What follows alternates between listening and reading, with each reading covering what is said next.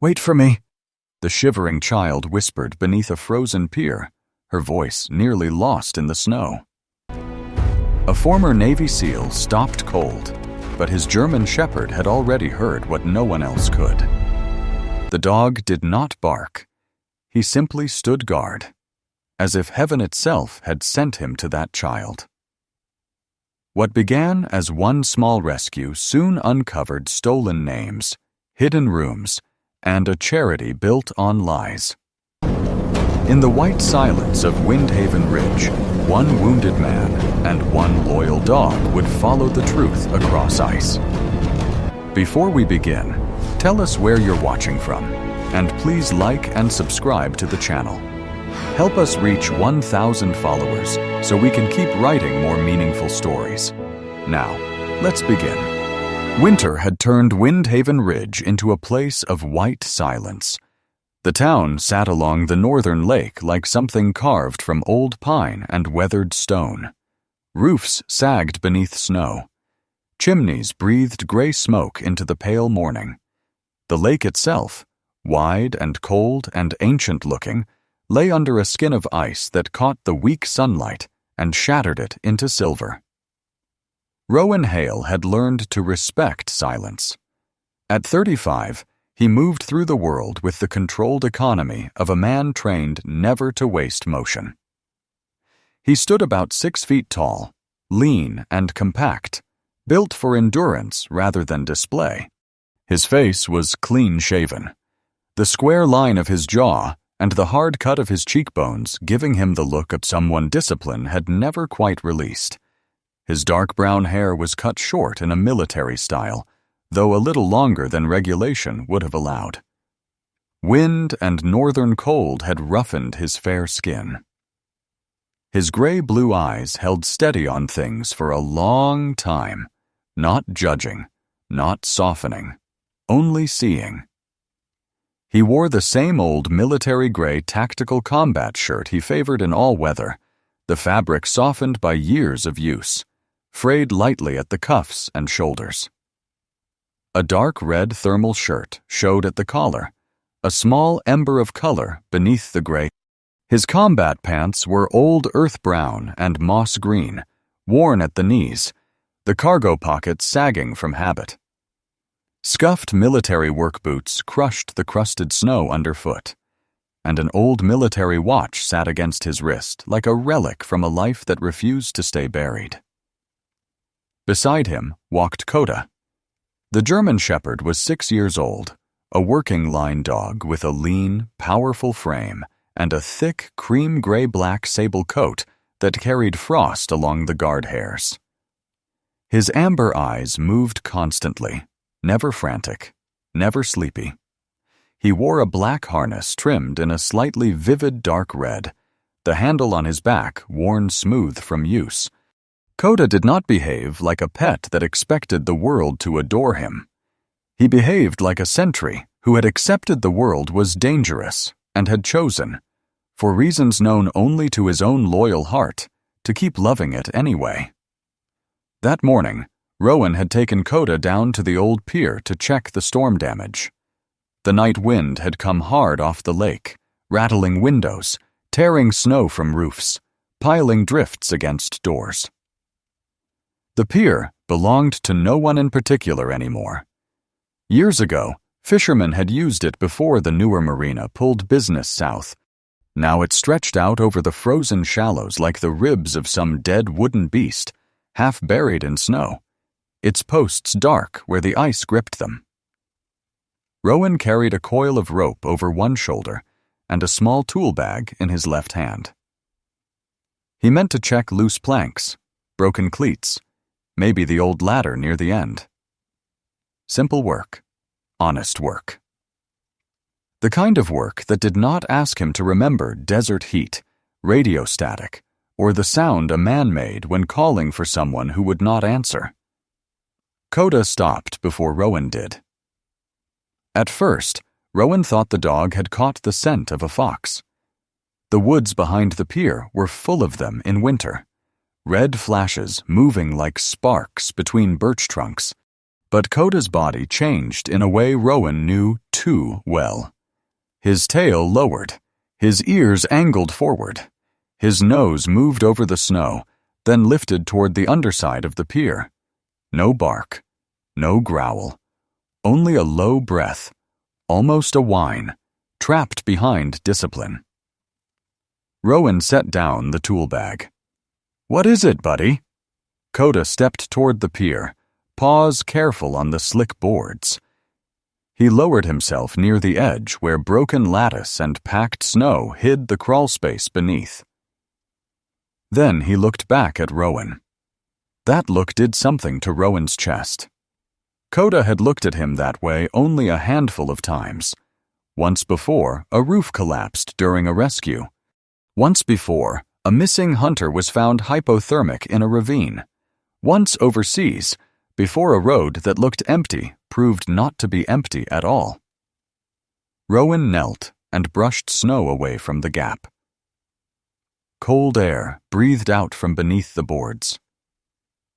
For a moment, he saw nothing but darkness, old rope, frozen mud, and ice glazed over the supports. Then Coda pushed his nose forward and gave one sharp, urgent huff. Rowan lowered himself onto one elbow and looked deeper. There was a child beneath the pier. At first, she seemed like a bundle of discarded cloth. A pale blue coat, too thin for this kind of cold. Small legs folded tight. Pink shoes darkened with slush. A ragged stuffed animal crushed against her chest.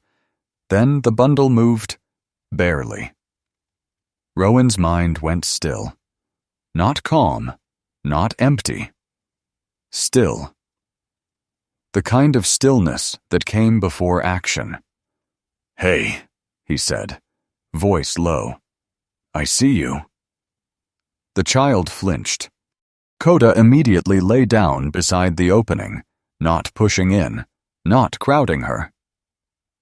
He turned his body against the wind, broad chest blocking the worst of the lake air. His amber eyes softened, but his ears stayed alert. The girl looked to be around 7. Her hair was light brown, tangled and damp near her cheeks.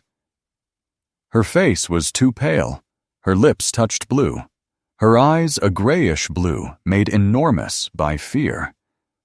She was thin in a way that angered Rowan before he had words for it. Not naturally small, reduced. He slid off one glove slowly so she could see his hand. "My name is Rowan," he said. "This is Coda. We're not going to hurt you."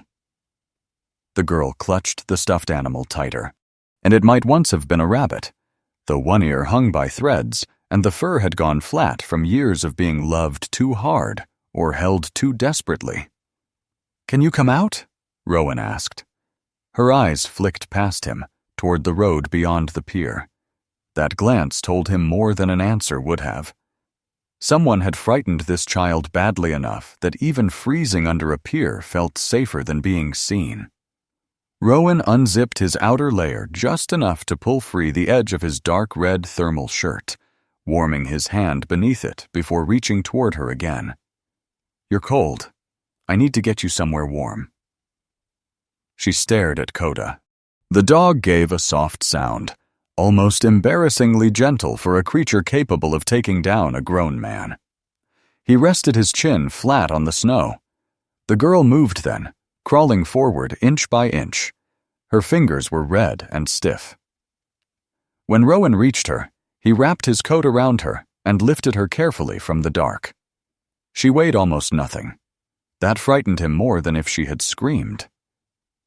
As he carried her away from the pier, she turned her face into his shirt, not trusting him exactly, but too cold to resist. Coda walked pressed close to Rowan's leg, his body angled outward, watching the road, the lake, the trees, every window that faced them. Halfway to the shore path, the girl whispered something. Rowan stopped. "What was that?" Her voice trembled, thin as ice under a boot. "Can you stand there like you were waiting for me?" Rowan looked down at her. There were questions a man could answer with words. This was not one of them. So he simply shifted his hold, squared his shoulders against the wind, and stood there in the snow as if he had been waiting all morning, all winter, maybe all his life. For a few seconds, the child closed her eyes. Coda pressed his flank against Rowan's knee, and beneath the white sky of Windhaven Ridge, something old and wounded inside Rowan stirred, not healed, not saved, but awake. And the nearest warm place was Grace Whitlow's Bakery on Harbor Street. Grace was 58, broad-shouldered, and soft around the middle, with flour often dusting her sleeves like fresh snow. Her brown hair, heavily threaded with silver, was twisted into a low bun that never stayed neat past sunrise. She had the kind of face that looked kindly at first, and sharper the longer one knew her. Warm mouth, watchful eyes, hands roughened by dough, heat, and years of carrying other people's troubles without making a ceremony of it.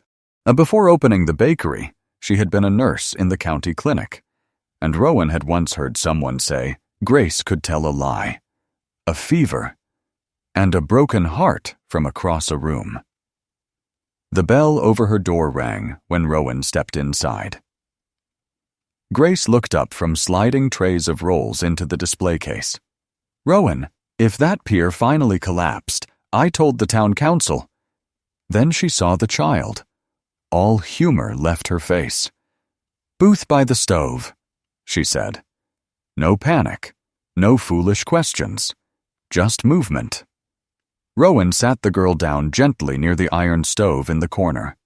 Grace brought blankets from the back, then warm milk, then a bowl of soup. Coda settled between the booth and the door, not under the table, not relaxed. Guarding. "What's your name, sweetheart?" Grace asked. The girl's hands wrapped around the mug. Steam ghosted up over her face. "Ivy," she said after a long silence. "Ivy Mercer." Rowan caught the hesitation before the name. Grace caught it too. Neither of them challenged her. Ivy ate the soup too quickly, then slowed when Grace murmured, "No one's taking it away." Even then, Rowan saw her slip half a roll into the pocket of her pale blue coat. Not greed, not mischief, survival. Grace's eyes moved to Ivy's wrist when the sleeve rode up. Rowan followed the glance. There was a torn strip of hospital paper still clinging there, the kind used for identification. Half of it had been ripped away, but faint printed letters remained beneath a smear of dirt and melted snow. Grace did not touch it yet. She only looked at Rowan. That look said, "This is not a lost child." Coda suddenly raised his head. The change was small, but Rowan felt it like a hand closing around his spine. The dog's ears sharpened. His lips parted slightly, not enough to show teeth. A low vibration began deep in his chest. Ivy froze with the spoon halfway to her mouth. Outside, beyond the bakery window, a white SUV rolled slowly along Harbor Street. Too slowly. Its tires pressed clean black tracks into the snow. The windows were tinted, but as it passed, Rowan saw the shape of a man behind the wheel. Broad shoulders, dark cap. Face turned toward the bakery. Ivy's mug rattled against the tabletop. Grace moved closer to her, one flour-dusted hand resting lightly on the back of the booth. The SUV did not stop. It drifted past, reached the corner, and continued toward the road leading out by the lake. Coda remained standing long after it disappeared. Rowan watched the empty street, the new tire marks, the snow beginning to soften their edges. Then he looked at the girl by the stove. Ivy stared into her soup as if the bowl were deep enough to hide in. Rowan said nothing, but inside him, some old door opened. The morning had begun with broken boards and storm damage. It had become something else, something with a child's blue lips, a torn hospital band, and a dog who had already chosen a side. The white SUV was gone by the time Rowan stepped outside. Only its tracks remained, 2 dark wounds cut through the fresh snow along Harbor Street. Wind moved over them quickly, brushing powder into the grooves, trying to soften the evidence. Winter had a talent for mercy and cover-up. It hid broken branches, rusted fences, graves of small animals beneath beautiful white sheets. Rowan had never trusted beauty that arrived too quickly. He stood beneath the bakery awning, one hand resting near Coda's harness. The German shepherd had followed him out without a command. Coda's cream gray-black coat lifted slightly in the wind, his amber eyes fixed on the corner where the SUV had disappeared. He did not bark. He did not lunge. He only stared with the grave patience of an animal that understood pursuit better than panic. Rowan crouched near the tire marks. The tread was wide, clean, newer than most vehicles in Windhaven Ridge. Whoever drove that SUV had money or access to someone else's. Rowan touched 2 fingers to the edge of the track, then looked toward the lake road. The vehicle had not turned toward the highway. It had gone north. Toward the old timber road. Toward the parts of town where maps grew vague and cell service died like a match in snow. Inside the bakery, Ivy sat near the stove wrapped in Grace Whitlow's thick wool blanket. The girl held the mug of warm milk with both hands, but she was no longer drinking. Her eyes had gone flat and far away, as if some invisible hand had pulled her backward into a room no one else could see. Grace moved around her with careful purpose. The older woman had changed out of her flour-dusted apron into a heavy gray cardigan, though white powder still clung to her sleeves and the side of her neck. Her brown and silver hair had loosened from its bun, but her gaze remained sharp. Grace did not fuss. She did not ask the same question twice. That was why frightened people trusted her without realizing it. Rowan returned to the booth and sat opposite Ivy. Coda took his position beside the table, but this time he rested his chin gently on the toe of Ivy's wet pink shoe. The gesture was so deliberate that Grace stopped moving for a moment. Ivy looked down at the dog. Her lower lip trembled once, then steadied. Rowan saw it. Coda had done what no adult in the room could do. He had made the child believe, for one small breath, that something large and dangerous was on her side. "We need to know if someone is looking for you," Rowan said softly. Ivy's fingers tightened around the mug. Grace shot him a warning glance, not angry, only careful. Rowan lowered his voice further. "Not because we're sending you anywhere. Because if someone bad is looking, I need to know where not to stand." That earned the smallest movement from Ivy. Not a smile. Almost curiosity. "I'm not Ivy everywhere," she whispered. Grace's expression changed. Rowan kept his face still. "What does that mean?" The girl swallowed. Her throat worked hard, as if the words were frozen inside it.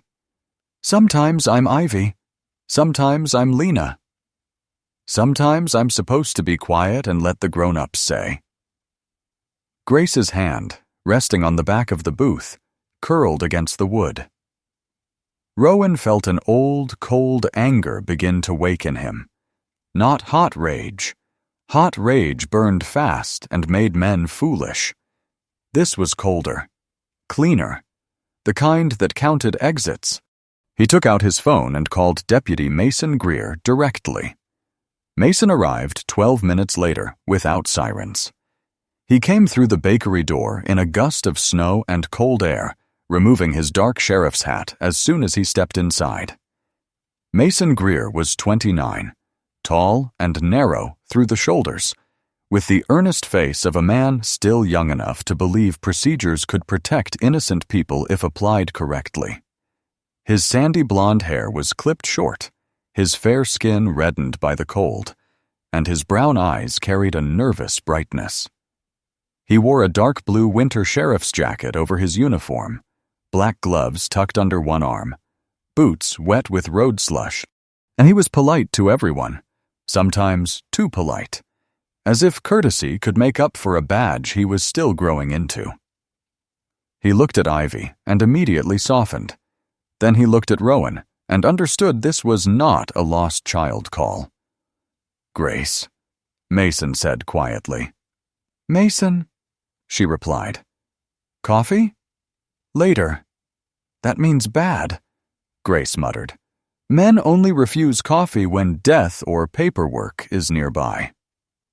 Under other circumstances, Rowan might have smiled. Mason sat at the end of the booth, leaving space between himself and Ivy. He did not tower over her. Good, Rowan thought. The kid had already seen enough adults using height as a weapon. "Hi, Ivy," Mason said. "I'm Mason. I help people in town when things get confusing." Ivy stared at his badge. Coda lifted his head. Mason noticed and slowly unpinned the badge from the front of his jacket, setting it on the table beside him. "It's just metal," he said. "Doesn't make me louder." Ivy looked from the badge to his face. Rowan's respect for the young deputy rose by a quiet inch. Mason asked only 3 questions: whether she was hurt, whether she knew where she slept last night, and whether the person in the white SUV was someone she recognized. At the 3rd question, Ivy stopped breathing for 2 seconds. Then she nodded. Grace closed her eyes. Mason did not push. He opened a small notebook and wrote with a careful hand. "Okay." Rowan watched him. "Can you run her name?" "I can run both names," Mason said. "Ivy Mercer and Lena. Last name?" Ivy looked at the stove. The fire popped behind the iron door. "Park," she whispered. "Lena Park. But they said that one was old." Mason wrote it down. He stepped outside to make calls from his cruiser, leaving Rowan, Grace, Ivy, and Coda in the warm hush of the bakery.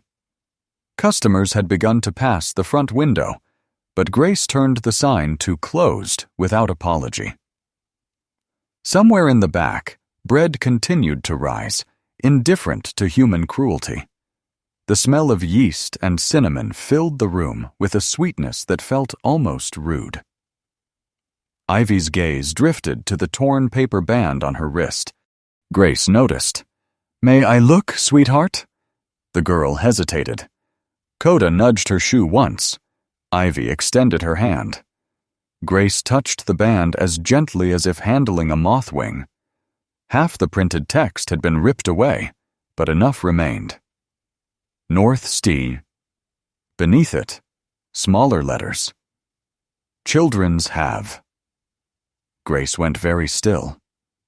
Rowan leaned closer. North Star Children's Haven, Grace said. The name sat in the room like an extra person. Everyone in Windhaven Ridge knew North Star. Its brochures showed smiling children in bright coats, donors standing under Christmas lights, Silas Vane shaking hands with mayors and pastors and school principals. North Star paid for winter clothing drives. North Star funded therapy programs. North Star sponsored the skating festival every February. North Star had a banner hanging outside the elementary school that said, "Every child deserves a safe sky." Grace's voice sharpened. "That place is supposed to help children." Ivy pulled her hand back and tucked it beneath the blanket. "They help you be someone else," she said. No one spoke. Then Coda did something strange. He stood, walked to Ivy's coat hanging near the stove, and pressed his nose to the sleeve. He sniffed once, twice, then backed away with a low, uneasy whine. Not fear. Recognition. His ears tilted toward the back door, then toward Ivy, as if connecting the smell of her coat to something carried in from outside. Rowan followed his line of attention. On the cuff of Ivy's pale blue coat was a faint stain, nearly hidden beneath dried slush. Grace had thought it was mud. Rowan did not. He stepped closer and saw a thin brown-red smear at the seam. Old blood. Ivy watched him see it. Her eyes filled, but no tears fell. That was worse. Children were meant to cry when afraid. When they stopped crying, it meant fear had become a room they lived in. Mason returned before Rowan could ask. His face had changed. Not much. Enough. He closed the bakery door behind him and brushed snow from his shoulders with unnecessary care. "I found no active missing child report for Ivy Mercer," he said. Grace gripped the back of a chair. Mason looked at Rowan. "And Lena Park is listed as transferred out of state through a private child placement program 3 months ago." Ivy stared at the table. "To where?" Rowan asked. "Records say Wisconsin first, then pending adoption review, but there's no final address attached that I can access from county level." "That normal?" Grace asked. Mason's jaw tightened. He had a narrow face that showed tension easily. "It can be. If paperwork crosses agencies, if records are sealed, if private placement is involved." Rowan heard what he did not say. It can be normal, and still be wrong. Mason sat down again, slower this time. "Ivy, do you remember a house? A street? Anything?" The girl's breathing grew shallow. Coda lifted his head again, but Rowan gave no command. Let the dog choose, he thought. Sometimes animals knew how close was close enough. Ivy touched the torn ear of her stuffed rabbit. "There was a bell," she said. "A little silver one. It rang when we had to line up." Grace's mouth hardened. "And windows," Ivy continued. "But they didn't open. The beds had blue blankets. The walls had pictures of trees. We had to practice names." "What kind of names?" Mason asked. "New ones." The stove crackled. Outside, a plow passed down Harbor Street, scraping snow from the road with a long, metallic groan. "They said old names made us sad," Ivy whispered. "They said if we wanted a family, we had to stop being sad." Grace turned away fast, but not before Rowan saw tears brighten her eyes. He wondered how many times a child could be told to stop being herself before she began to obey. Mason took off one glove and rubbed his forehead. "I need more than this for a warrant." Rowan looked at him. The young deputy flushed, defensive and ashamed at once. "I'm not saying I don't believe her. I'm saying North Star has lawyers, donors, sealed files. If I go in with a frightened child and half a wristband, they'll bury this before noon." "Then don't go in alone," Rowan said. Mason looked up. "I know someone," Mason admitted after a moment. "A reporter. Local, but stubborn enough to be a public health hazard." Grace snorted softly despite herself. Her name was Tessa Lark. Mason called her from the bakery office. She arrived 20 minutes later in a compact green Subaru with one cracked fog light and a press sticker half peeled from the windshield. Tessa was 34, slim and quick-moving, with chestnut brown hair cut to her shoulders and tucked messily behind one ear, and her face was narrow, intelligent, and tired in the way of people who chased truth for too little pay. She had green eyes that seemed to take notes even when her hands were empty. A navy parka hung open over a black turtleneck, dark jeans, and brown snow boots. A camera bag crossed her body, battered at the corners, and she carried herself with the wary humor of someone used to being lied to by people in better coats. She entered, saw Ivy, and immediately stopped being a reporter. Her voice softened. "Hey, kiddo." Ivy hid partly behind the blanket. Tessa did not come closer. Instead, she looked at Mason. "You said North Star." Mason nodded. Tessa's mouth flattened. "Well, I've been trying to get someone to look at them for 8 months.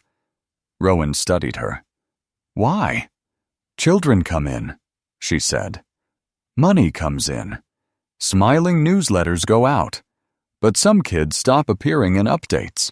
Foster families ask questions and get told records are sealed. Volunteers are rotated before they learn names." Her gaze moved to Ivy's wrist. "And every time I get close, a lawyer named Caleb Rusk sends my editor a letter long enough to stun a moose." Grace muttered, "I'd pay to see the moose sue back." No one laughed much, but the line kept the room from collapsing under its own heaviness. Tessa took a printed flyer from her bag and laid it on the table. It showed a grand winter fundraising event at North Star.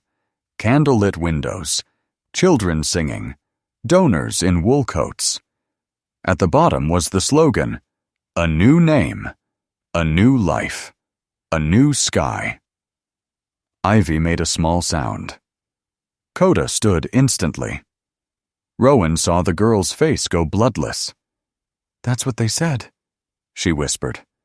"Before the bell." Mason folded the flyer slowly. The wind pressed snow against the bakery windows. Rowan looked at the people around the table. A young deputy trapped between law and fear. An old nurse baker with flour on her sleeves and fury in her eyes. A reporter holding 8 months of ignored suspicion. A child whose name had been handled like paperwork. And a dog who had found what men had missed. For the first time since morning, Rowan did not feel alone in the fight forming around them. But he also knew something else. The white SUV had not been searching blindly. It had known where to look. And if North Star already knew Ivy had been found, then the snow outside was no longer hiding them. It was only marking the time they had left. The North Road out of Windhaven Ridge did not look like a road once winter took it. It became a pale scar through the forest, half buried beneath packed snow and wind-blown ice, bordered by birch trees that stood thin and white as old bones. Their black markings looked like watching eyes. Rowan had always thought the birch woods made honest men quiet and guilty men nervous. That morning, after Mason left to file his preliminary report and Tessa returned to her office to pull old records, Rowan stood behind Grace Whitlow's bakery with Coda at his side and Ivy's torn stuffed rabbit sealed inside a plastic evidence bag. Grace had objected at first. Not loudly. Grace did not waste volume when a sharp look could do the work of a hammer. "You're taking a child's toy into the woods?" she had asked. Rowan had looked through the bakery window, where Ivy sat wrapped in blankets near the stove, half asleep from warmth and exhaustion. "I'm taking the scent," he said. Grace's face softened, but her eyes did not. "That girl watched you carry her out of the cold. Don't become another person who walks away holding something she needs." Rowan had no quick answer for that. So he stepped back inside, crouched beside Ivy's booth, and explained. He did not use big promises. Promises were dangerous things. They sounded pretty, and broke ugly. He only told her Coda might be able to find where she had come from if he smelled something that had been with her for a long time. Ivy looked at the rabbit. Its one remaining ear bent sideways. The stitching across its belly was uneven, as if someone had repaired it with trembling hands. For a moment, she held it so tightly Rowan thought she would refuse. Then she whispered, "Bring him back." Rowan nodded once. "I will." Coda had watched the exchange without moving. His amber eyes followed the rabbit, then Ivy's face, then Rowan's hand. The dog seemed to understand solemn exchanges better than many men Rowan had known. Now, outside in the alley, Rowan opened the bag just enough for Coda to scent the fabric. The German shepherd lowered his head. His black nose touched the air above the rabbit. He inhaled slowly, deeply, sorting through the ghosts clinging to the toy.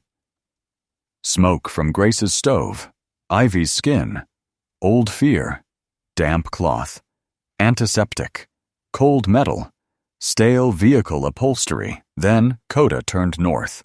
Rowan clipped a long tracking lead to the black harness with dark red trim.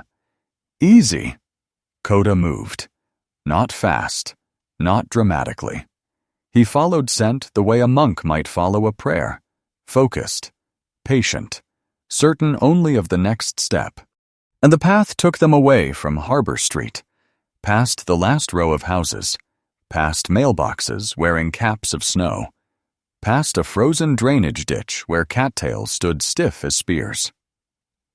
Rowan wore his old military gray tactical shirt under a heavier winter shell now, though the dark red thermal still showed at his collar.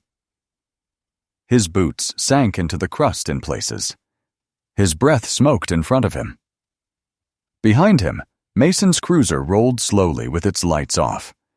Mason had insisted on coming part of the way. Rowan had not argued.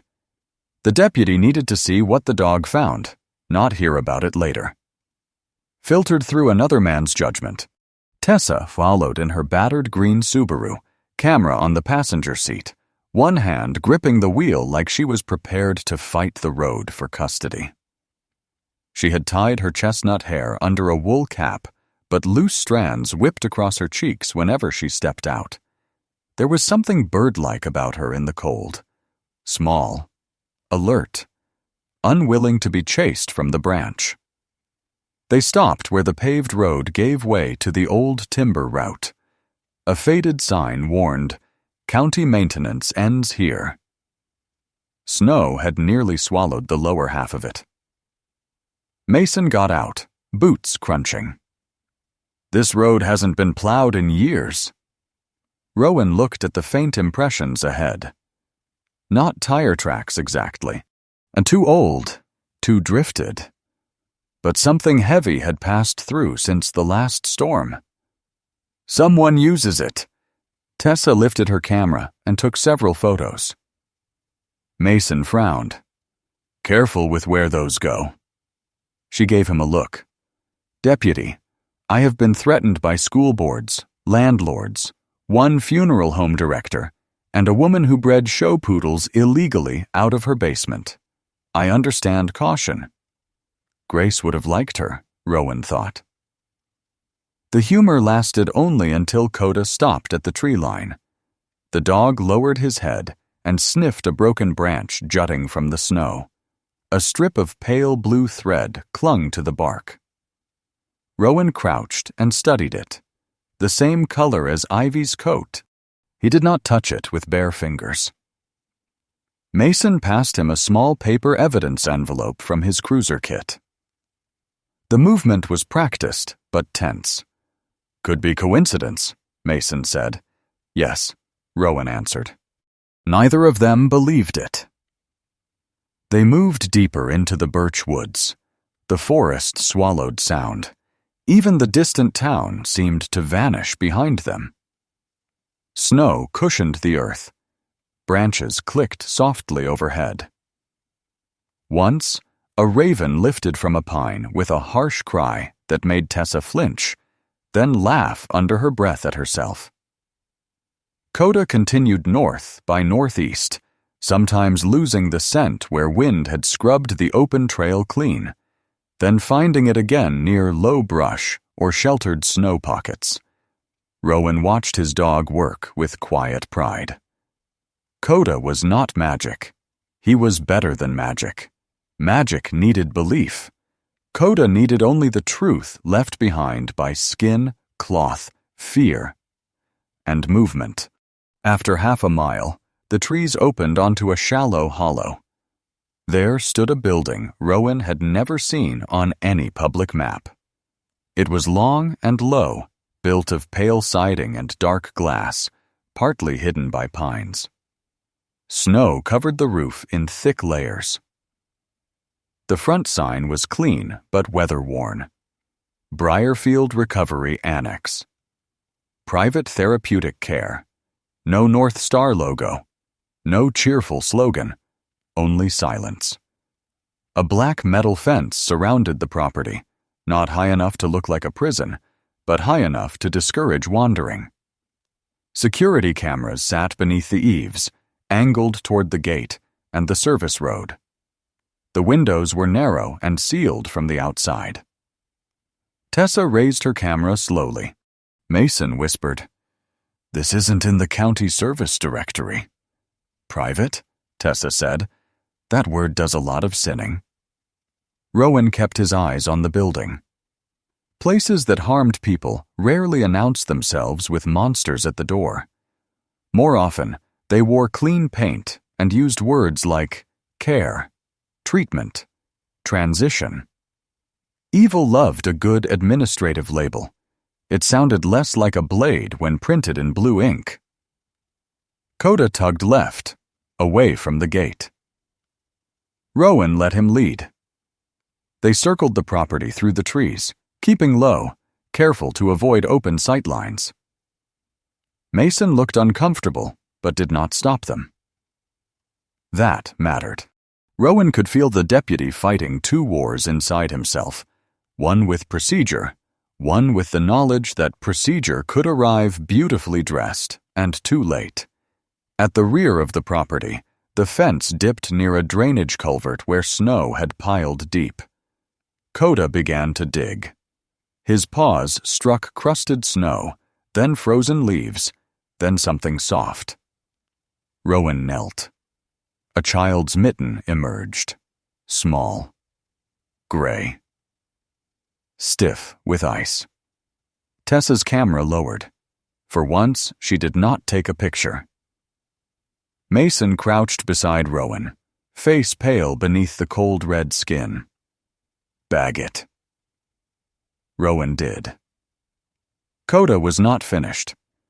He pushed his nose into the drift beside the culvert and gave a muffled whine. His entire body changed again, muscles tightening beneath the winter-thick coat. He scraped harder, sending snow backward in sharp bursts. Rowan moved beside him and cleared the snow with both gloved hands. At first, he uncovered only a crust of old leaves, then plastic, a black garbage bag, half frozen into the ground. Mason swore softly. Tessa stepped back, one hand over her mouth. Rowan did not open it there, not fully. He tore only enough to see inside. Hospital wristbands, several of them, some cut, some torn. A few with names smudged beyond reading.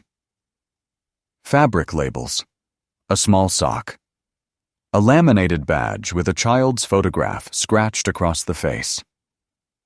No bodies, and that should have made it better. It did not. The bag was not a grave. It was a shed skin, a place to discard names after children had been forced out of them. Mason stood too quickly and nearly slipped. His breath came hard. This is enough. This has to be enough. Tessa's eyes shone, but her voice stayed steady. Photograph before moving. Wide shot. Close shot. Location markers. If this goes to court, they'll say contamination. Mason stared at her. She looked back. I've watched powerful men survive truth because the truth was badly packaged. Rowan looked at Coda. The German shepherd stood over the disturbed snow, ears angled back now, not from fear, but from distress. His gaze had fixed on one small object Rowan had not noticed, a wooden bead, round, dark, threaded with a snapped cord. Coda touched it with his nose and then looked toward the building. Not at the gate, not at the windows, at the blank rear wall where no door was visible. For a moment, Rowan felt something pass through the winter air that was not wind. A child had worn that bead, maybe on a bracelet, maybe on a necklace. It had fallen here, behind a hidden building, beneath snow, inside a silence people had paid money to maintain. Yet Coda had found it, one small bead in all that white. The world, Rowan thought, had not forgotten these children. It had only been waiting for someone stubborn enough to dig. Mason bagged the bead with careful hands. Tessa finally took photographs. Each click sounded indecently loud. They withdrew from the fence line and returned to the timber road before speaking again. Mason's face had hardened by then. The young uncertainty had not vanished, but something firmer had settled beneath it. "I'm calling this in," he said. "Evidence of child identity tampering, potential unlawful confinement, medical neglect. I'll request an emergency welfare check." Tessa gave a humorless smile. "Use those exact words. They sound expensive." Mason looked at her. "You really have been doing this too long. Long enough to know villains hate adjectives that create liability." Rowan did not join them. He was staring back through the birches. A shape had moved behind one of the rear windows. Small, there and gone. He could not swear it was a child. Distance. Reflection. Falling snow. All of it could make ghosts for men who already expected them. But Coda had seen it too. The dog stood frozen, body forward, tail still. Then, from somewhere within the Briarfield Annex, faint through the trees and insulated glass, came a sound. Not a scream, not even a voice. A bell. Small, silver. Delicate. It rang once, twice, 3 times. Tessa lowered her camera. Mason stopped mid-call. Rowan felt the sound move through him like cold water poured into an old wound. Ivy had not imagined it. The bell was real. And somewhere beyond that fence, children were still being taught to obey it. By the time they reached Grace's bakery again, late afternoon had turned the town blue with coming snow. Grace met them at the back door. "Well?" Mason shook snow from his hat and did not answer fast enough. Grace's face changed. "That bad?" "Worse," Tessa said quietly. Inside, Ivy sat on a stool near the kitchen counter, bundled in Grace's spare cardigan. Her hair had dried into soft, tangled waves around her thin face. She held a spoon, but had not eaten much. When Rowan entered, her eyes went first to his hands. The rabbit. He had almost forgotten the promise. He removed the evidence bag from inside his jacket. The toy was cold, but dry, protected. He took it out carefully and handed it to her. Ivy pressed it to her chest. For the first time since he had found her, she looked almost like a child rather than a witness. "Did he find it?" she asked. Rowan knew what she meant. Not the place, not the building, the truth. "He found something," Rowan said. Ivy nodded as if that was all she could bear. Mason stepped aside to call his supervisor. Tessa opened her laptop at a corner table and began transferring photographs. Grace poured coffee into 3 mugs and hot cider into 1. Rowan sat near Ivy, but not too near. Coda approached her slowly, and the dog sniffed the rabbit again, then Ivy's hand. He settled at her feet with a heavy sigh, as if accepting a post he had no intention of abandoning. Ivy looked down at him. "There was a boy," she whispered. Rowan stilled. Grace, across the room, stopped pouring coffee. Ivy's thumb rubbed the rabbit's torn seam. "Eli, He fixed Bunny after the lady threw him away. Her voice grew smaller. He said if I ever got out, I should go where the boats sleep. The bakery seemed to dim around her words. Rowan's heart tightened. Was Eli at the house with the bell? He asked. Ivy nodded. Then she looked toward the window, where snow pressed softly against the glass. He didn't get out. No one spoke for a long time. Outside, Windhaven Ridge disappeared hid beneath another veil of white. Inside, the stove burned, the coffee steamed, the dog kept watch, and Rowan Hale understood that the road through the birch woods had not led them to the end of Ivy's story. It had led them to the first locked door.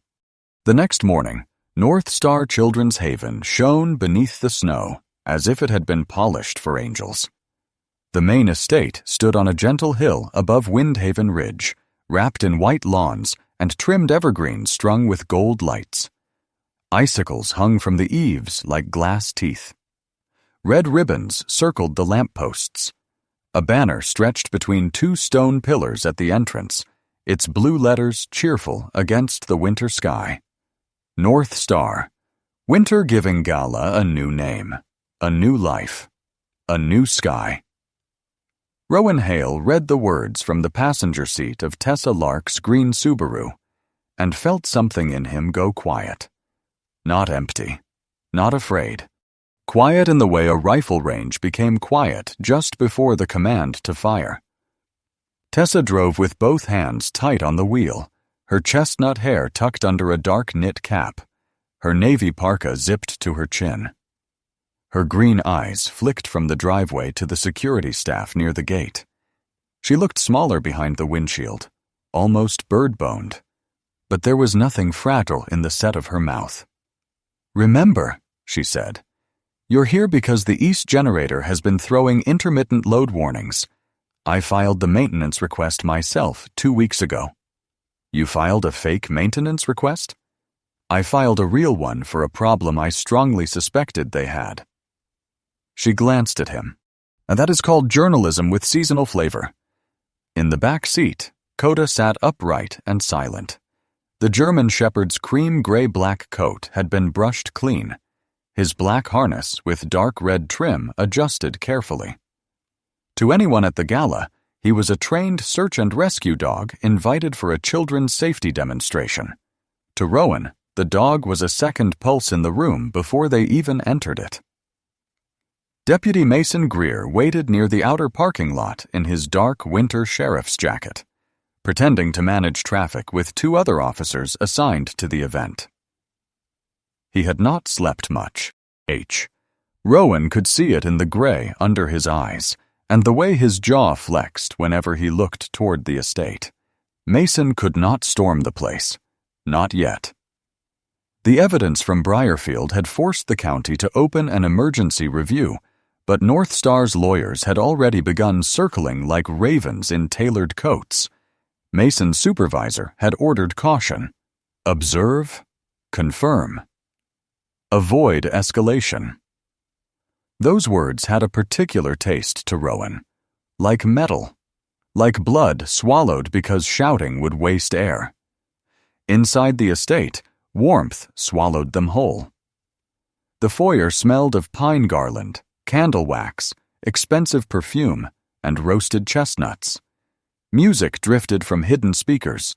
Donors in wool coats and polished boots moved between tables where volunteers served cider and pastries. Children from North Star's public program stood near a decorated tree, singing carols in neat little rows.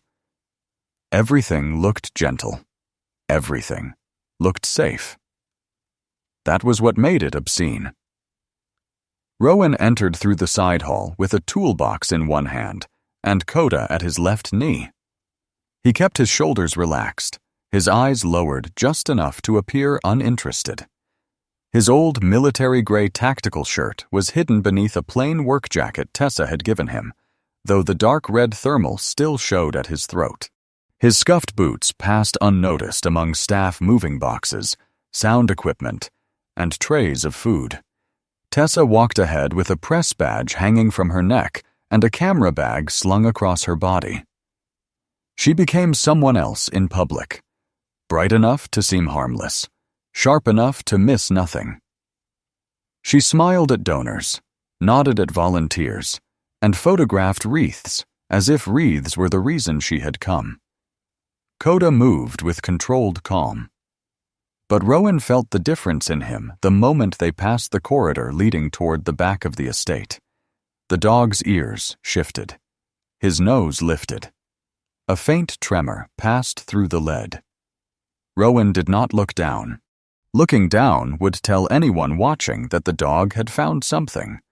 Instead, he stopped at a wall panel and pretended to study the old wiring diagram Tessa had printed and aged with coffee stains the night before. "Anything?" she murmured, turning her camera toward a centerpiece of white roses. Coda caught something. What kind of something? The same antiseptic smell from Ivy's coat, maybe. Something under the pine and perfume. Tessa's smile remained fixed for a passing volunteer. This whole place is a cake with rot in the middle. They moved deeper. The east generator room sat near the service wing, giving Rowan a legitimate reason to cross into areas guests were not meant to see. A young staff member in a cream sweater pointed him down a hall and barely glanced at Coda. The girl looked 19, perhaps 20, with nervous hands and a name tag reading Paige. Her blonde hair was tied in a loose ponytail, and her smile had the strained brightness of someone taught to be grateful for underpaid work. "You'll want the greenhouse corridor," Paige said. "The maintenance panel's through there." At the word greenhouse, Coda's head turned. Rowan felt it before he saw it. A pull, not hard, just certain, and the greenhouse was attached to the rear of the estate, a long glass structure glowing with unnatural green against the snow outside.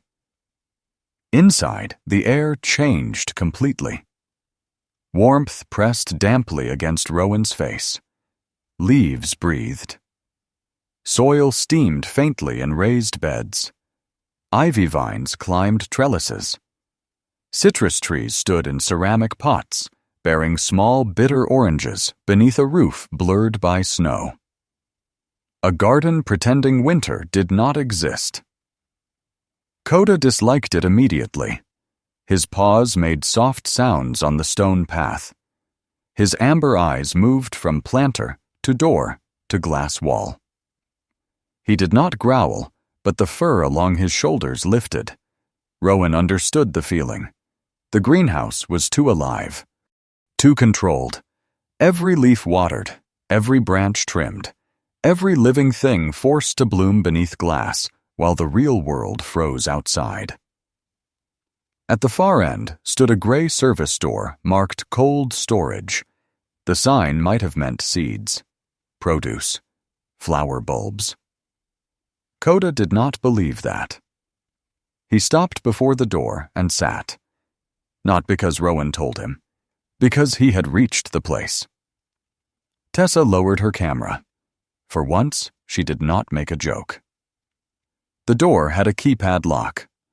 Rowan opened his toolbox and removed a voltage tester, then leaned close to the panel as if diagnosing power flow.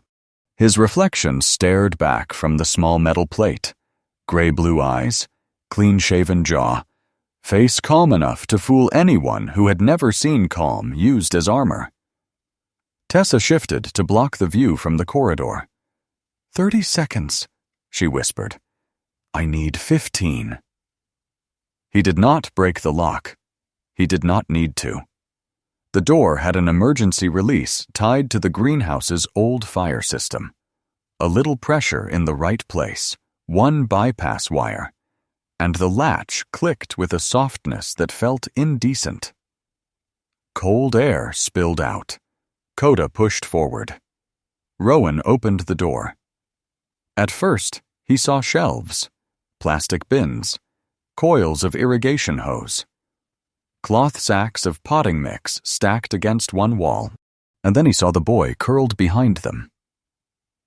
Eli was 9, maybe 10, though hunger and fever had narrowed him into something smaller. He had dark, curly hair matted against his forehead, brown skin gone ashy with cold, and large black eyes that seemed too old for his thin face. He wore a gray sweater, too big for him, corduroy pants torn at one knee, and socks without shoes. His lips were cracked. A bruise yellowed along his cheekbone. He did not cry when he saw Rowan. That told Rowan too much. Children cried when hope surprised them. Children went silent when hope had betrayed them before. Coda moved first. Slowly, carefully. He lowered his head and sniffed the air around the boy without touching him. Then he lay down on the cold floor several feet away, making himself smaller than he was. Eli's eyes shifted to the dog. Something in his face loosened. "Bunny got out," he whispered. Rowan's throat tightened. He crouched. "Ivy got out." The boy closed his eyes. Not relief, exactly. A pain too heavy for Tomif. "Good," Eli said. "She ran where the boats sleep." Tessa turned away sharply, pressing one hand over her mouth.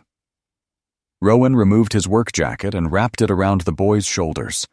Eli's body burned with fever beneath the chill. "Can you stand?" Eli tried. His knees folded. Rowan caught him before he hit the floor. The boy weighed more than Ivy, but not by much. Rowan lifted him carefully, keeping pressure off the bruised side. Coda rose and turned toward the door. That was when the greenhouse lights flickered once, then twice. A soft chime sounded from somewhere overhead. Not the small bell Ivy had described. A different sound. Electronic, controlled. Tessa's eyes snapped toward the corridor. "Rowan?" Footsteps approached beyond the greenhouse door. Rowan shifted Eli against his chest and moved behind a screen of citrus trees. Coda slipped into shadow beside a long planter, silent as falling snow. Tessa raised her camera and stepped into the open, becoming again the irritating reporter with harmless questions. A man entered the greenhouse.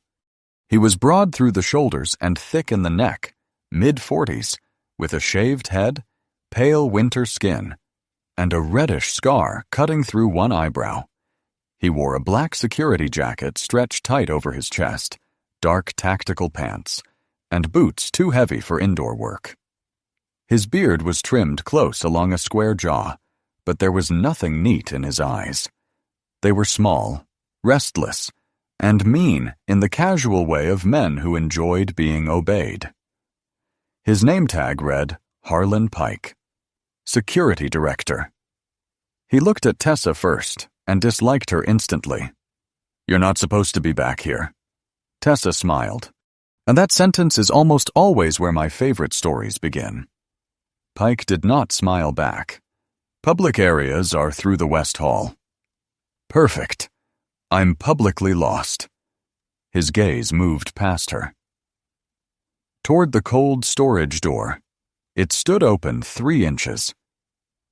Rowan felt the room shrink. Eli's breath fluttered against his collarbone. Coda did not move, but every line of him sharpened.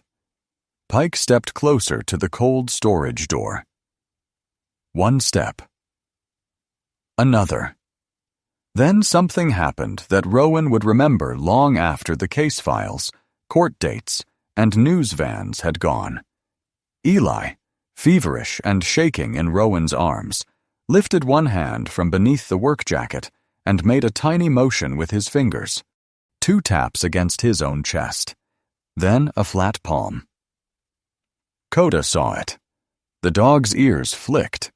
His amber eyes shifted from Eli to the security director, then back.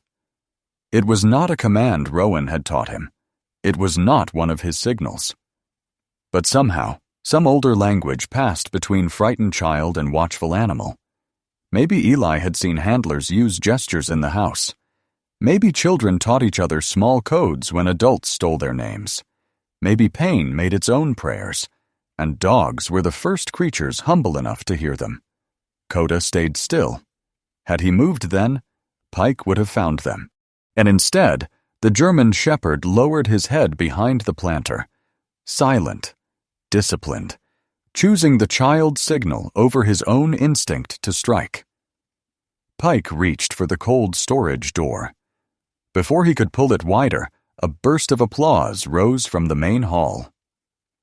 Children's voices began another carol, high and sweet and painfully rehearsed.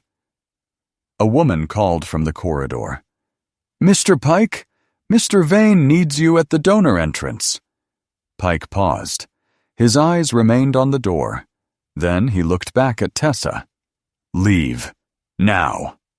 "Absolutely," she said. "I cherish being bossed around by men named Harlan." His jaw twitched, but he turned and left. Only when his footsteps faded did Rowan breathe again. Tessa's smile collapsed. That was fun. In the way drowning is fun. Rowan stepped from behind the citrus trees with Eli in his arms. The boy's eyes were half closed now. "We have to go," Rowan said. They moved through the greenhouse service exit, but the corridor beyond had changed. Staff were moving quickly now. Security radios crackled. Somewhere in the building, a door locked with a heavy mechanical thud. Coda stopped at Rowan's left side, facing down the hall. A guard rounded the corner.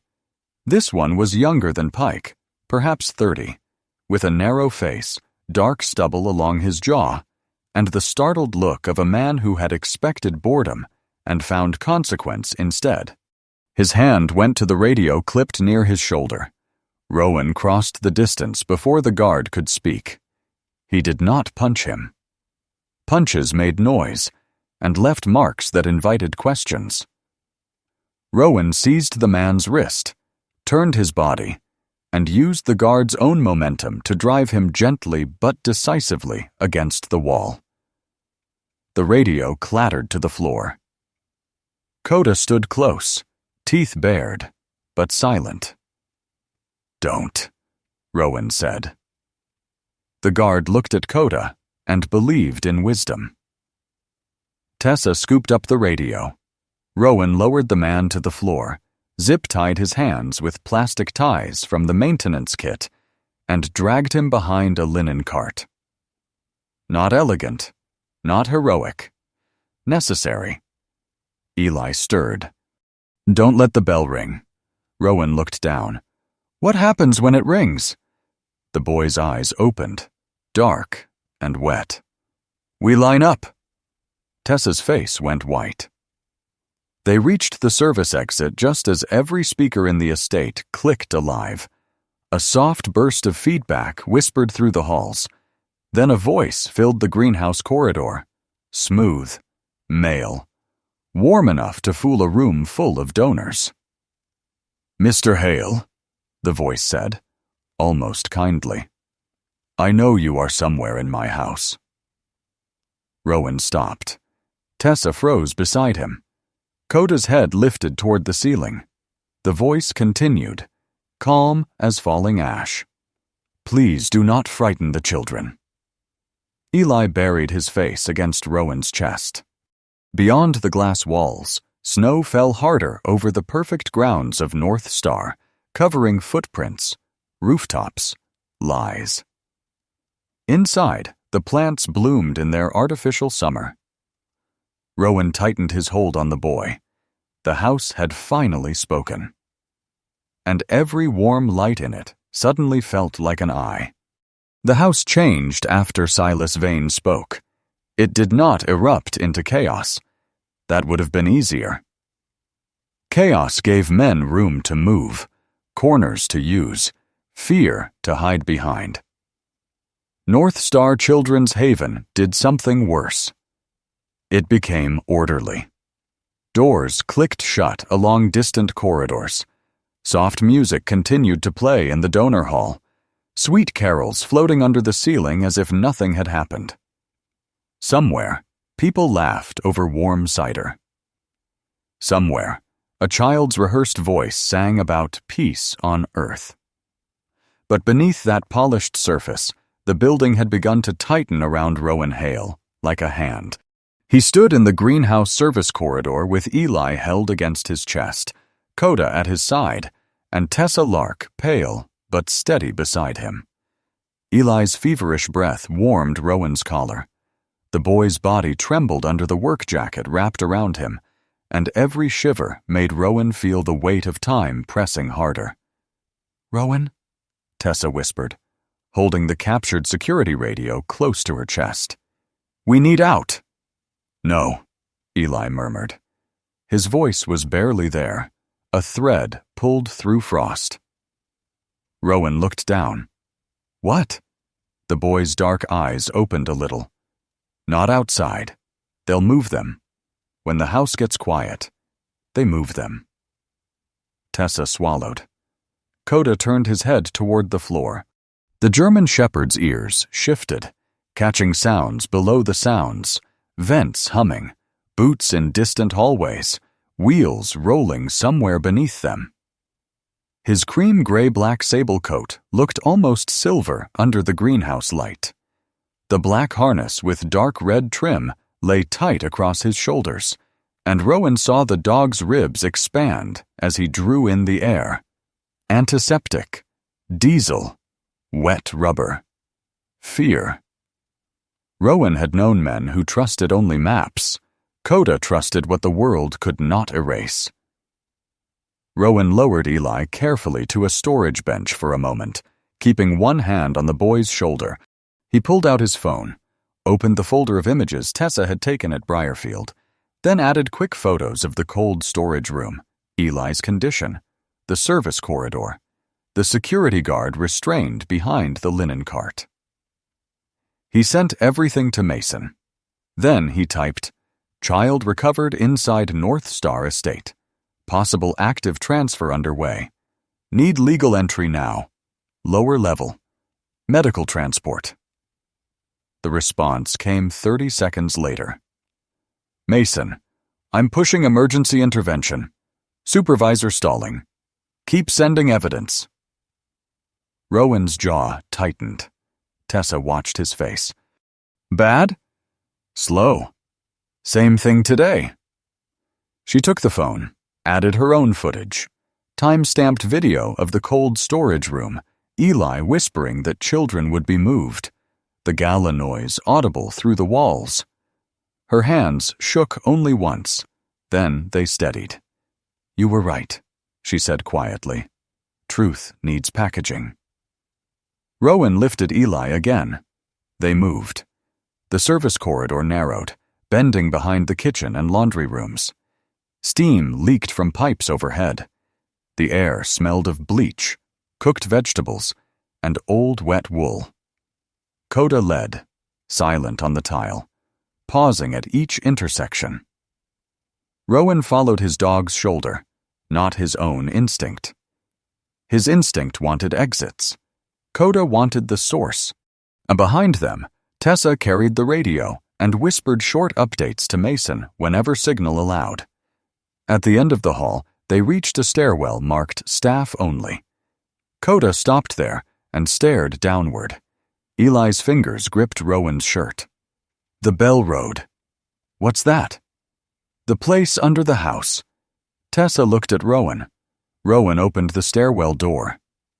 Cold air rose from below. Not outdoor cold. Underground cold. Concrete cold. The kind that collected under buildings and held secrets better than stone. They descended. Halfway down, Rowan heard the first engine turn over. Low. Muffled. Beneath them. A vehicle. Then a second.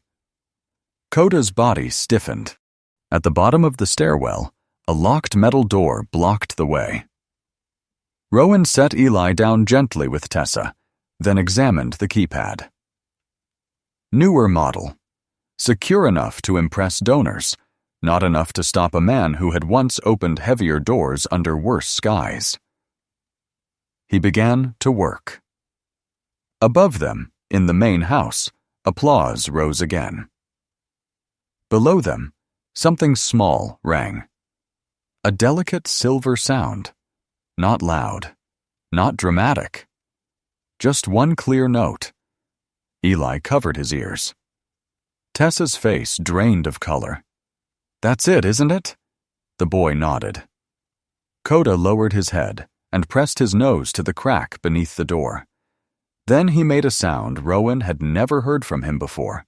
Not a growl, not a whine. A broken, strangled breath, as if the dog had caught grief itself under the metal.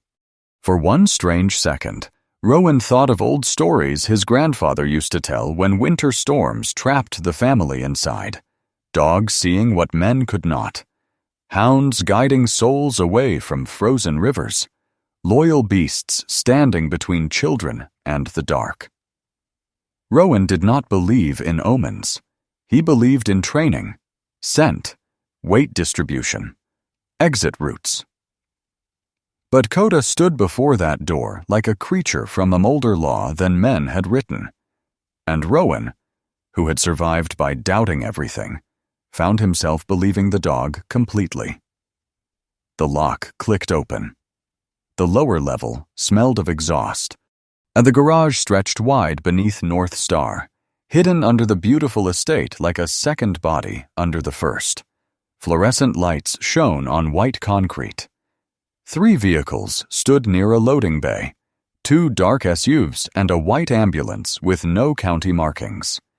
Its side read, Lakeside Pediatric Transfer in clean blue letters, a lie with good typography. Beside the ambulance, 3 children sat on a bench wrapped in blankets. They looked dazed, their heads nodding, eyes unfocused. A woman in a white coat moved between them with a clipboard. Dr. Marin Holt was 46, tall and narrow, with ash-blonde hair twisted into a severe bun at the back of her head. Her face was almost beautiful in a cold, sharpened way, all high cheekbones and pale lips. She wore a long white medical coat over a gray turtleneck, black trousers, and spotless white shoes. Everything about her looked clean. Too clean. Her light blue eyes held no panic, only irritation, as if frightened children were an administrative inconvenience. Near the ambulance doors stood Caleb Rusk. He was 52, short and solid, with thinning brown hair combed hard across his scalp, and a round face that tried to look harmless but failed around the eyes. His small gaze moved constantly, avoiding any one person for too long. He wore a dark brown overcoat over a gray suit, a navy tie pulled too tight at his throat, and polished black shoes damp at the soles from melted snow. A leather briefcase hung from one hand. A lawyer, Rowan thought. Not because of the clothes, because he looked like a man who could make cruelty sound procedural. And then, Rowan saw Grace. She stood near one of the SUVs, held back by a security guard with one hand clamped around her upper arm. Her silver-brown hair had come loose from its bun. Her gray cardigan was dusted with snow. Her face was pale with fury, not fear. Beside her, Ivy was being pulled toward the ambulance. The girl's pale blue coat hung open. Her scarf had slipped. Her eyes were huge, locked not on Rowan, not on the guards, but on the small silver bell hanging from a red cord near the ambulance's rearview mirror. Grace saw Rowan first. Her mouth opened, but Rowan shook his head once. Too late. Coda saw Ivy. The dog moved before Rowan gave a command. Not recklessly, not blindly. He crossed the garage like winter judgment, low and fast, claws scraping concrete. Ivy heard him and turned. "Coda!" Her voice cracked. The guard holding Ivy jerked her backward. He was a thick man in a black jacket, heavier than the young guard Rowan had restrained earlier, with a shaved jaw and a nose flattened by old fights. He reached for something at his belt. Coda hit him before his hand closed around it. The impact drove the guard sideways into the ambulance door. Coda clamped onto the sleeve, not flesh first, dragging the man's arm down and away from Ivy. The guard shouted and swung hard. Coda twisted, but the man's shoulder slammed into him, driving the dog against the metal doorframe with a sickening thud. Rowan's stomach dropped. Coda yelped once. Only once. Then he held. Rowan moved. He set Eli down behind a concrete pillar with Tessa and crossed the open space. The first security guard turned toward him. Rowan caught the man's wrist, broke the line of the baton before it rose, and drove an elbow into his ribs. The guard folded. Rowan took him to the ground, not gently this time, and stripped the baton away. Tessa grabbed Grace's arm and pulled her free. "Get the kids behind the pillar!" Tessa shouted. Grace did not hesitate. Age left her body like a coat shrugged off. She lunged toward the dazed children, her old nurse's voice, Skantura, snapping into command. "Up! Sweethearts, up! Follow me! Now!" Dr. Holt stepped back, clutching her clipboard. "You have no authority here." Grace turned on her with such heat that the doctor flinched. "I held dying babies before you learned to forge a chart," Grace said. "Do not talk to me about authority." Caleb Rusk tried to edge toward the side door. Rowan saw him. So did Mason. The lower garage doors burst inward with a metallic crash as Mason Greer and 4 officers entered with weapons drawn. Snow swirled in behind them, blue lights flashing beyond the loading ramp. Mason's young face looked nothing like it had in the bakery. The uncertainty remained somewhere inside him, but over it now lay purpose. "Sheriff's Department!" he shouted. "Hands where I can see them!" Caleb froze, briefcase half raised. Dr. Holt lifted both hands slowly, rage flickering beneath her composed face. The guard struggling with Coda finally stopped fighting when Rowan drove the baton down beside his head, close enough to crack concrete dust, but not skull. "Coda, out!" Rowan commanded.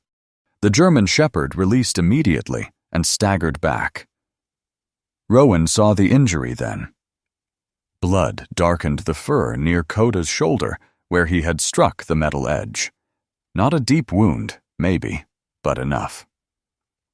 The dog stood unevenly, one front leg bearing less weight. Ivy dropped to her knees beside him. "No, no, no!" Coda pressed his nose to her sleeve, as if apologizing for bleeding on her. Rowan wanted to go to them. Instead, he turned toward the sound of clapping. Slow, measured. Silas Vane stood near the far service corridor. He was 48, tall and trim, with silver-gray hair combed back from a smooth, intelligent face. His wool coat was charcoal, beautifully cut. His black turtleneck immaculate. His leather gloves fitted like a second skin. His smile was soft, almost sorrowful. His eyes were not. They were pale and still, the eyes of a man who had spent years convincing rooms that he was mercy itself. "Impressive," Silas said. "Messy, but impressive." Mason swung his weapon toward him. "Hands up!" Silas obeyed, but his smile did not change. "You misunderstand what you've interrupted," he said. "These children were being transferred for care." "With forged identities?" Mason snapped. Caleb made a strangled sound. Dr. Holt said nothing. Rowan stepped toward Silas. "The car doesn't need a hidden garage." Silas looked at him then, really looked, measuring the military stillness, the old grief behind the eyes, the dog bleeding beside a child. "You're a soldier," Silas said. "You of all people should understand triage. Some children are lost in broken systems. I simply move them where they are wanted. Wanted isn't the same as loved. For the first time, Silas's smile thinned. A radio crackled near his waist. Rowan saw the tiny movement of Silas's gloved hand. "Mason?" But Silas was already stepping backward. The lights cut out. The garage plunged into emergency red. Someone screamed. An engine roared from behind the side corridor. Mason shouted orders. Officers moved. Rowan lunged. But a metal fire door slammed down between him and Silas with brutal speed. By the time power returned in flickering strips, Silas was gone. Mason ran to the door and tried the manual release. Locked from the other side. Tessa, breathing hard, grabbed Caleb's briefcase from where he had dropped it. She opened it on the hood of the ambulance. Files, adoption forms, medical transfer documents, no master list, no server key. Dr. Holt looked toward the sealed corridor, and for the first time, true fear entered her eyes. Rowan saw it. "What did he take?" he asked. Caleb said nothing. Mason seized him by the coat. "What did he take?"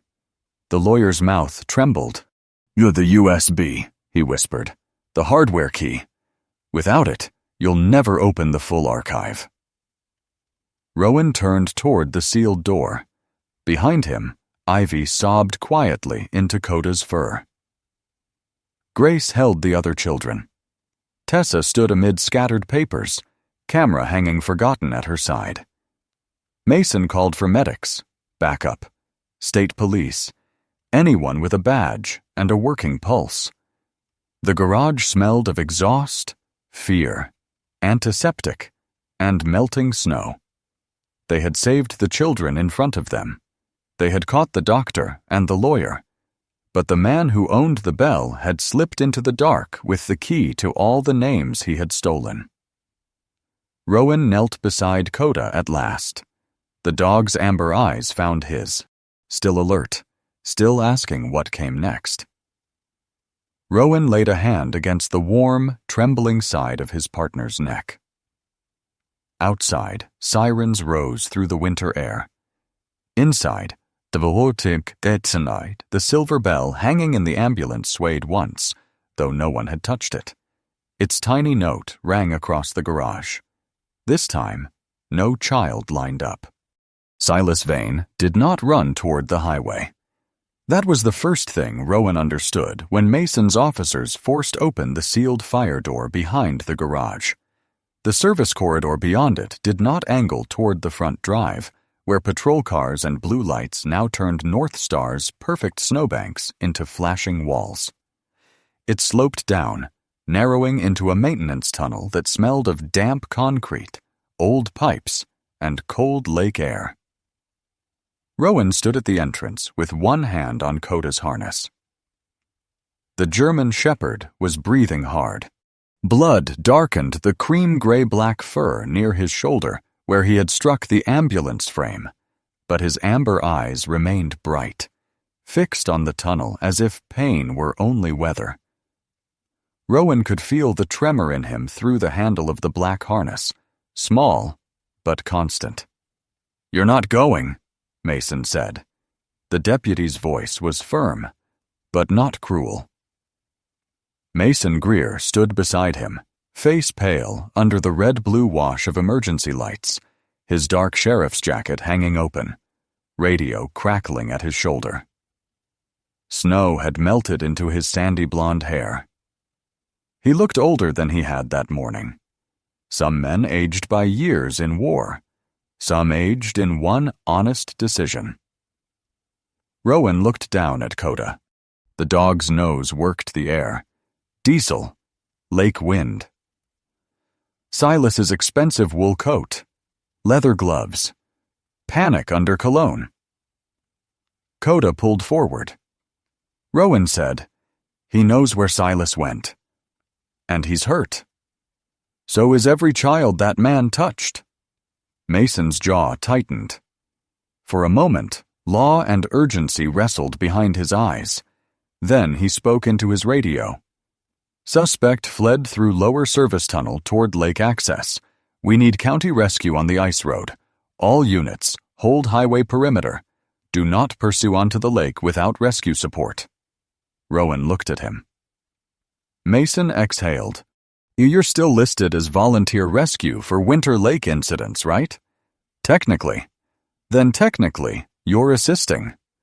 Tessa Lark appeared behind them, camera bag slung across her navy parka, cheeks flushed from the cold and the chaos. Technically is the little door common sense uses when paperwork locks the front one. Grace Whitlow stood farther back with Ivy, Eli, and the other rescued children wrapped in blankets near the ambulance. Grace's brown and silver hair had come loose entirely now, falling around her face in wisps. She looked tired enough to collapse and angry enough to lift a truck. Ivy knelt near Coda and pressed both hands to his neck. "Don't make him go," she whispered. Coda turned his head and touched his nose to her sleeve. It was not obedience. It was farewell without admitting it. Rowan crouched. "Buddy, you sure?" Coda leaned forward into the tunnel. That was his answer. The tunnel opened half a mile north of the estate, at an old service dock hidden below a ridge of snow-loaded pines. A narrow ice channel led from the dock to the lake proper, kept broken by a small private ice boat fitted with steel runners and a reinforced bow. Silas had planned well. Men like him always did. They built charities for applause and escape routes for truth.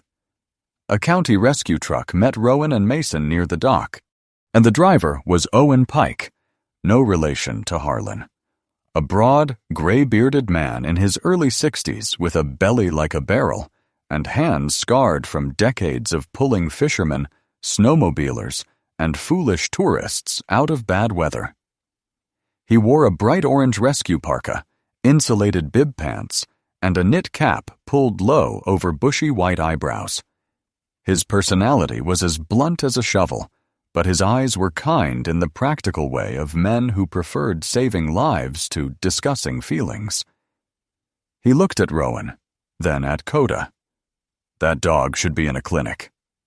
Rowan said nothing. Owen grunted. "Of course he should. That's why he's here." He pointed toward the frozen lake. Far out across the white-gray surface, a small engine growled under the wind. A dark shape cut through the snow haze. Silas's iceboat, skimming along a marked channel toward the old Canadian freight spur, where private docks sat among bare trees and forgotten cabins. Mason checked his radio. "Border Patrol has been notified. State police are moving to the North Shore." "They won't beat him to the narrow pass," Owen said. "Not in this weather." Rowan looked at the lake. The winter world spread before him like a kingdom made of glass. Snow blew low over the ice, twisting in pale ribbons. The far tree line blurred in fog. Here and there, black seams showed where pressure cracks had opened and refrozen. Beneath the ice, deep water waited with the patience of myth. Rowan had pulled men from that lake before, some alive, some not. He loaded Coda into the rescue sled behind Owen's ice skiff. The dog resisted at first, wanting to stand, to work, to be useful in the only way he understood. Rowan placed one hand on his head. "Save your strength." Coda held his gaze. Then, with a displeased huff that sounded almost insulted, he lay down. Owen started the skiff. The engine roared, and they shot onto the lake. Cold struck Rowan's face like thrown gravel. Wind tore at his eyes. Mason crouched behind him, one hand gripping the side rail, radio pressed to his ear.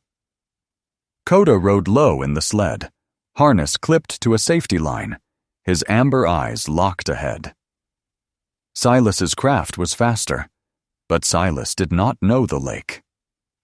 Rowan did. He knew where the ice thickened near the cedar point, where springs weakened the surface even in deep winter, where snowdrifts hid ridges that could flip a machine. He leaned forward and shouted directions to Owen over the engine. "Cut left of the fishing marker. Stay off the white mound." Owen obeyed without argument. Behind them, the lights of Windhaven Ridge shrank. Ahead, Silas veered toward the fog bank. Mason shouted, "He's not alone!" Rowan narrowed his eyes. Through the blowing snow, he saw movement in the rear of Silas's boat. A small shape behind the windscreen. Not gear. Not a bag. A child. The sight struck Rowan harder than the cold. Silas had taken one child with him. Owen saw it too. "Can't ram him." "No," Rowan said. "We box him." "On ice?" "On ice." Owen gave a humorless laugh. "You Navy boys are born with missing parts. Mostly common sense." "Thought so." The rescue skiff angled wide, using a ridge of hard-packed snow as cover. Silas glanced back, saw them gaining, and pushed his craft harder. The engine whined. His boat struck a rough patch and jolted violently. The small figure inside slumped sideways. Rowan's hands tightened. Mason spoke into the radio, voice clipped. "Confirmed child on board suspect vessel. Do not engage with firearms. Repeat, do not engage." Silas turned toward the shallow flats near Black Heron Point. Bad choice. The ice there was uneven, thick in some places, treacherous in others. Rowan had warned snowmobilers away from it every winter. Men ignored signs. Lakes did not negotiate. Owen brought the skiff along the outer edge, cutting off the route to the freight spur. Silas tried to swing around them, but a pressure ridge forced him wide. His craft skidded, fish-tailed, then slammed sideways into a bank of frozen reeds near the shallows. The engine coughed and died. Rowan was moving before the skiff fully stopped. He unclipped from the rail and dropped onto the ice, boots sliding, then finding traction. Mason followed with his weapon drawn, but lowered. Owen stayed at the skiff, radioing coordinates. Silas climbed out of the stalled ice boat. For the first time since Rowan had seen him, the man looked disordered. His charcoal wool coat was torn near the sleeve. Snow clung to his silver hair. His leather gloves were wet. But his face still tried to hold dignity, as if dignity were a legal defense. In his left hand, he held a small orange floating pouch, the USB hardware key. In the boat's rear compartment lay a little girl, barely conscious. She was about 5, with a round face gone pale from sedation and cold. Her hair was black and cut in a blunt bob that framed her cheeks, as she wore a purple winter coat with one mitten missing, striped leggings, and tiny snow boots. Her eyelashes fluttered against her skin. She looked like a sleeping doll someone had forgotten was alive. Mason's voice hardened. "Step away from the child, Silas." Silas looked at Rowan instead. "You have no idea what you are interfering with." Rowan kept walking. "Stop," Silas said, lifting the pouch, "or this goes under the ice." Coda growled from behind him. Rowan turned just enough to see the dog had climbed out of the rescue sled despite the safety line. He stood unsteadily on the ice, wounded shoulder low, breath steaming in the air. The blood at his fur had darkened, but his eyes were fixed on the orange pouch. "Coda," Rowan warned. The dog did not look at him. Silas smiled then, the soft donor smile returning like a mask pulled from a pocket. Even the animal understands value. Mason shifted closer to the child in the boat. Silas saw it and jerked backward, stepping onto thinner ice near the reed bed. The surface cracked. A sharp, spidering sound. Everyone froze, even Silas. For one suspended moment, but the lake seemed to hold its breath. Snow moved around them in slow veils. The little girl whimpered in the boat. Coda's ears flattened. Then Silas threw the pouch. Not into open water, toward a dark seam where cracked ice met slush, where wind could carry it beneath the reed shelf. The orange pouch bounced once, slid across the slick surface, and began drifting toward the black line. Rowan lunged. Too far. Mason shouted. Coda ran. Pain should have stopped him. Blood loss should have slowed him. The injured shoulder buckled on the first stride, but the German shepherd corrected, nails scraping against ice, body low. He did not race like a weapon now. He moved like devotion given muscle and breath. The pouch slid closer to the seam. Coda reached it at the edge. His jaws closed around the strap. The ice beneath his front paws cracked. Rowan's world narrowed to one sound. Not the wind, not Mason yelling. The thin, terrible music of breaking ice. Coda, he whispered, because shouting might shatter the world faster. The dog turned. The pouch hung from his mouth. Behind him, the black seam widened. For one heartbeat, Rowan saw something almost impossible in Coda's eyes. Not fear, not triumph. A calm so deep it felt older than the lake itself, as if the dog had always known this was why he had followed the child's scent beneath the pier, why he had stood between ivy and the cold, why every road had led here. Then Coda stepped back from the crack. Once. Twice. The ice held. Rowan reached him and grabbed the handle of his harness, pulling him hard against his chest as the ice near the seam gave way with a soft, hungry sigh. The lake opened where Coda had stood, but the dog was in Rowan's arms, and the pouch was still clenched in his teeth. Mason used the distraction to move. He reached the boat, lifted the sedated girl carefully, and carried her toward Owen's skiff. Owen wrapped her in a thermal blanket, his broad face grim. "Pulse is steady," he called. "Breathing shallow, but she's here." Silas tried to run. He made it 4 steps. Rowan rose with Coda's weight against his leg and turned. Mason tackled Silas from the side, driving him into the snow-covered reeds. The deputy lost his hat. Silas swung wildly, all elegance gone. Mason took the hit to the jaw, grunted, and shoved him face down into the snow. "Silas Vane," Mason said, breath ragged, "you are under arrest for kidnapping, unlawful confinement, child endangerment, obstruction, and whatever else I can make stick before I sleep." Owen shouted from the skiff, "That sounded official enough." Silas struggled once more. Rowan stepped close.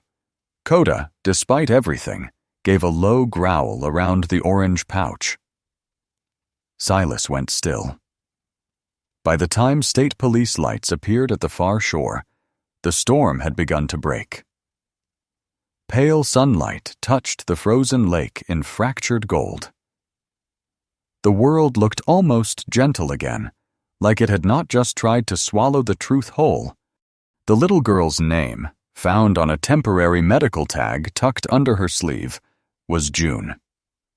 She slept against a rescue blanket in Owen's skiff, while Mason kept one hand on Silas's shoulder and the other on his radio. The orange pouch lay sealed in an evidence bag now, the USB hardware key inside it untouched. Rowan sat on the ice beside Coda. The dog had finally stopped pretending.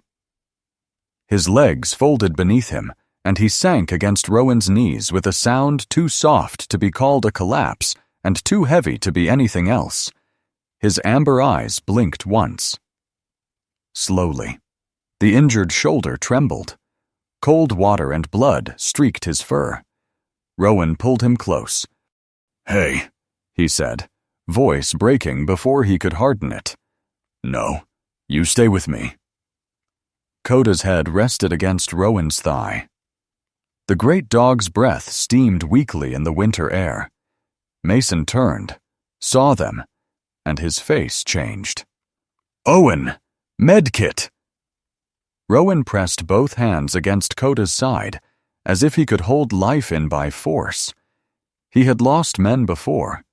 He had learned the cruel weight of tags, folded flags, empty chairs. But this was Coda. This was the creature who had found a child under a frozen pier, who had listened when humans failed, who had carried the truth sack from the edge of black water in his teeth.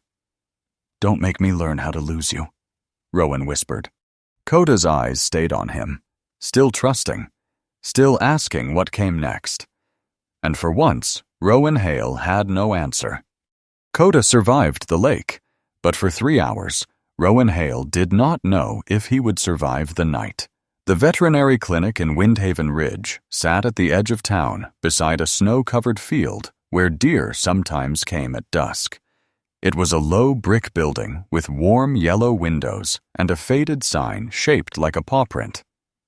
In summer, children brought limping cats and muddy retrievers through its doors. That winter evening, Rowan carried in a German shepherd soaked with lake water, streaked with blood, and too still in his arms. Dr. Ellen Marlowe met them in the treatment room before the front desk bell finished ringing. And she was 51, tall and spare, with silver-streaked black hair braided down her back and a narrow face weathered by years of late-night emergencies.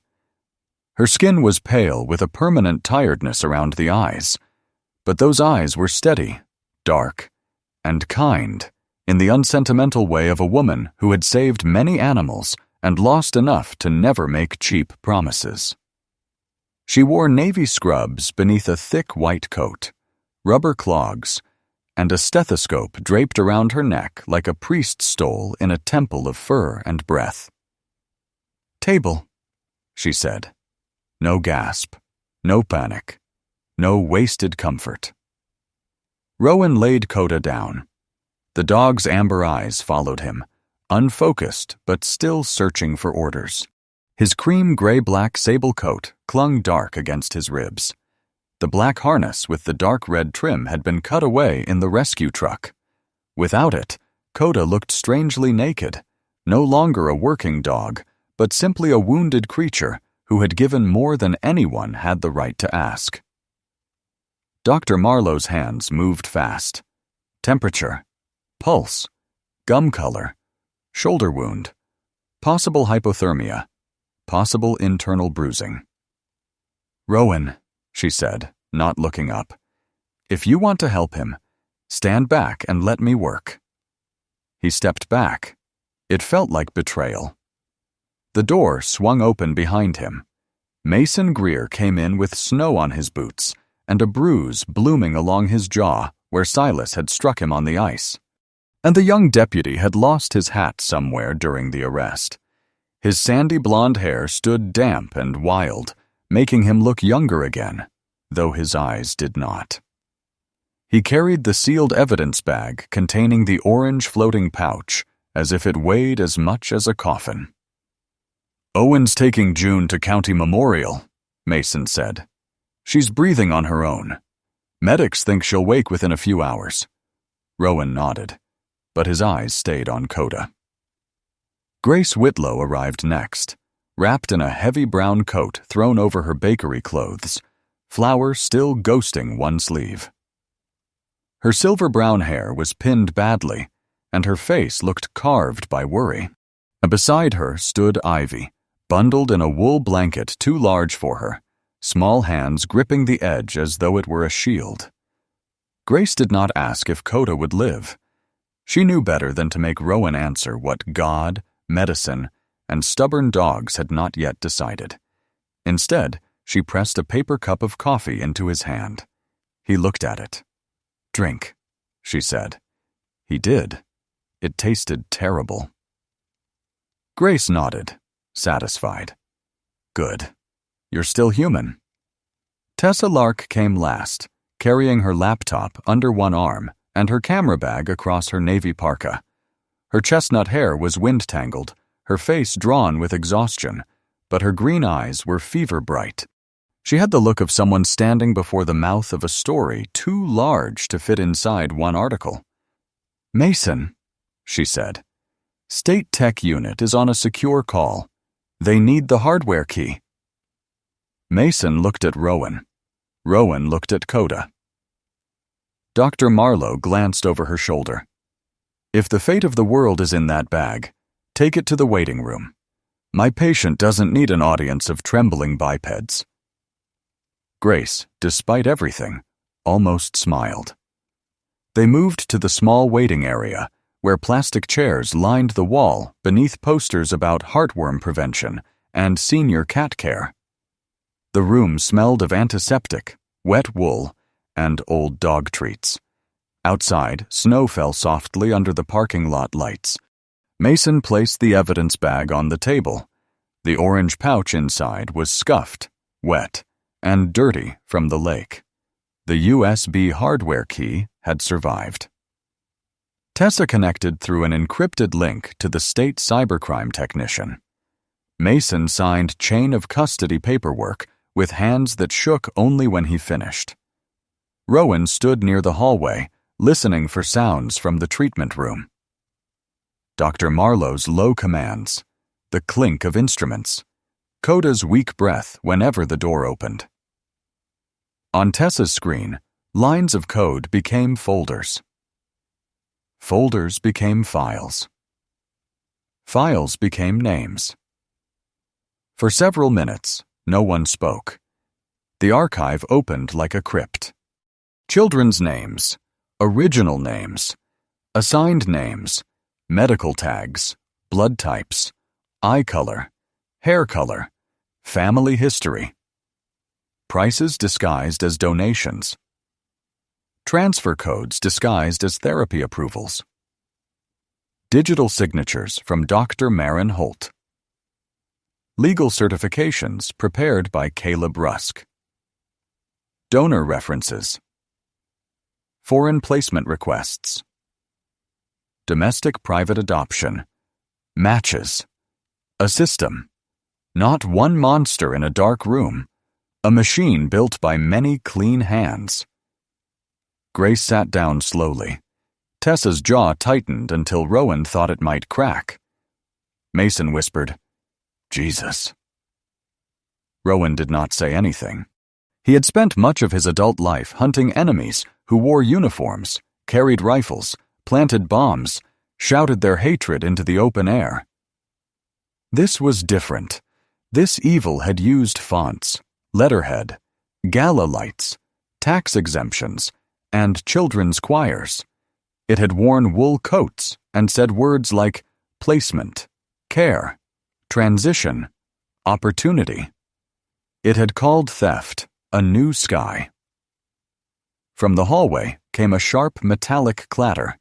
Ivy flinched. Rowan turned. Dr. Marlowe stepped into view, pulling off one glove. Her face revealed nothing for one terrible second.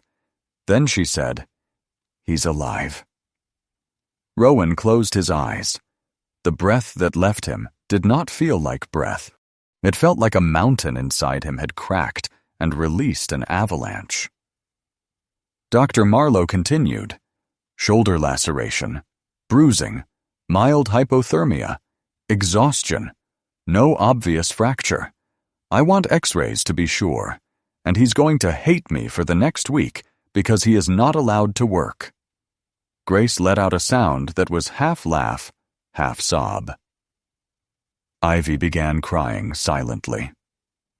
Rowan swallowed hard. "Can I see him?" "You can sit with him," Dr. Marlowe said, "if you keep your heroic foolishness quiet. He needs rest, not a battlefield reunion." Rowan stepped into the recovery room. Coda lay on a thick blanket under a warming lamp, an IV line taped carefully to one foreleg. His shoulder had been cleaned and bandaged. Without the blood and ice, he looked smaller, though Rowan knew that was only fear lying to him. The dog opened his eyes when Rowan approached. Still Amber, still Coda. Rowan sat on the floor beside him because chairs were for people who were not trying to keep their hearts from falling apart. "Hey, buddy," he whispered. Coda's tail moved once beneath the blanket. A poor effort. A perfect one. Rowan rested his forehead gently against the dog's head. He did not care who saw. Soldiers learned early that grief had no dignity anyway. It came like weather, ruined your boots, and left mud where pride had been. "You scared me," he said. Coda breathed. Rowan gave a broken laugh. "Yeah, I know. I'm very intimidating." Coda closed his eyes, trusting the room enough to sleep. That was when Ivy came to the doorway. She did not enter until Rowan nodded. The girl walked softly to Coda's side. Her light brown hair had been combed by Grace, but still curled unevenly around her pale face. Her gray-blue eyes looked older than a child's eyes should, yet something had changed in them. Fear remained, but it no longer owned all the rooms inside her. She touched Coda's bandaged shoulder with 2 fingers, careful as snow landing on glass. "I'm sorry," she whispered. Rowan said, "He doesn't think you owe him anything." "How do you know?" "Because I know him." Ivy considered this. Then she leaned close to Coda's ear. "You found me." The dog did not open his eyes, but his tail moved again. One small thump. Ivy looked at Rowan, startled. For the first time, she smiled. Not much, just enough. But in that little room, beside a wounded dog and a man who had forgotten how to ask for grace, the smile felt like spring arriving early and wearing snow boots. By dawn, North Star Children's Haven had collapsed in every way except physically. Its gates were sealed. Its computers seized. Dr. Marin Holt and Caleb Rusk had begun blaming each other before sunrise. Silas Vane sat in a county holding cell under state guard, his expensive coat exchanged for an orange jumpsuit and his soft donor smile gone sour. Tessa's first report went live at 6:17 a.m. By 6:30, every regional station had picked it up. By noon, federal agents had arrived. The story spread beyond Windhaven Ridge, beyond Michigan, beyond the neat little kingdom of snow and lake where North Star had pretended to be holy. Families called. Old foster records reopened. Judges demanded sealed files. Donors issued statements so fast they nearly tripped over their own virtue. Mason barely slept for 2 days. When Rowan saw him again, the deputy was standing in the bakery with 2 phones, a stack of files, and the haunted look of a man learning that justice involved more forms than gunfire. "You look awful," Grace told him. "Thank you." That wasn't a compliment. "I know." She handed him coffee anyway. Eli's grandmother arrived on the 3rd day. Her name was Mrs. Ruth Bellamy, a small woman in her late 60s with dark skin, silver curls tucked under a purple knit hat, and a spine straighter than any soldier Rowan had known. Her coat was old but neatly brushed, her gloves darned at the thumb. When she saw Eli wrapped in a blanket near the bakery stove, she made a sound like her soul had recognized him. Before her eyes finished the work, Eli stood too quickly, then stopped, afraid belief might punish him. Mrs. Bellamy crossed the room and gathered him into her arms. "My boy," she said over and over. My brave boy. Eli broke then. Not loudly. Not like a scene in a movie. He simply folded into her, as if the bones he had used to stay strong could finally become a child's bones again. June's father came the next day from Duluth. Thomas Arlen was 38, broad-faced and hollow-eyed, with black hair cropped close and a beard grown uneven from weeks of sleepless searching. He wore a gray mechanic's jacket, jeans, and work boots still marked with salt from the road. He had been told his daughter had died from complications during an emergency placement transfer. He had kept her tiny mitten in his truck because grief, being unreasonable, had refused to obey paperwork. And when June woke in the hospital and recognized him, Thomas fell to his knees beside the bed. The nurse later told Grace he had apologized to the floor for crying on it. Grace said the floor could stand to be useful. For Ivy, the answer came slower. Her mother, they confirmed, had died in a winter road accident 2 years earlier. Ivy had entered temporary care under her original name, Lena Park.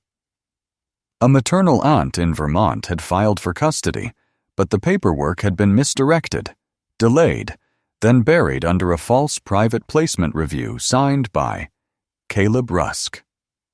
The aunt's name was Nora Vale. She arrived on a bright, bitter morning when the sky was the clear blue of polished ice. Nora was 42, tall and thin, with auburn hair braided over one shoulder and tired hazel eyes that looked as if they had searched every room in America and found only walls. She wore a dark green wool coat, snow boots, and a red scarf wrapped twice around her neck. Her hands shook when she stepped from Mason's cruiser. Ivy stood at the old pier with Rowan, Grace, and Coda. The dog wore a fresh harness now, not the working one, but a softer black support harness Dr. Marlowe had approved for short walks. The dark red trim was still there. Rowan had insisted.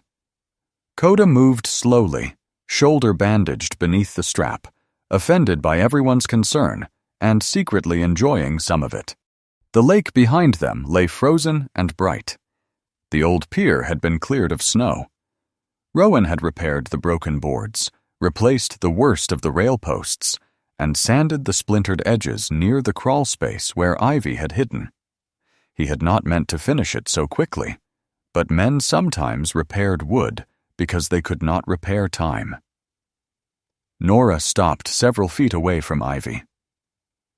She did not rush. That mattered. She crouched in the snow, though it soaked the hem of her coat. Her face crumpled, but she kept her voice gentle. "Lena," she said, "I'm Nora. Your mom was my sister." Ivy stared at her. No one breathed. Nora reached into her coat and took out a small photograph sealed in plastic.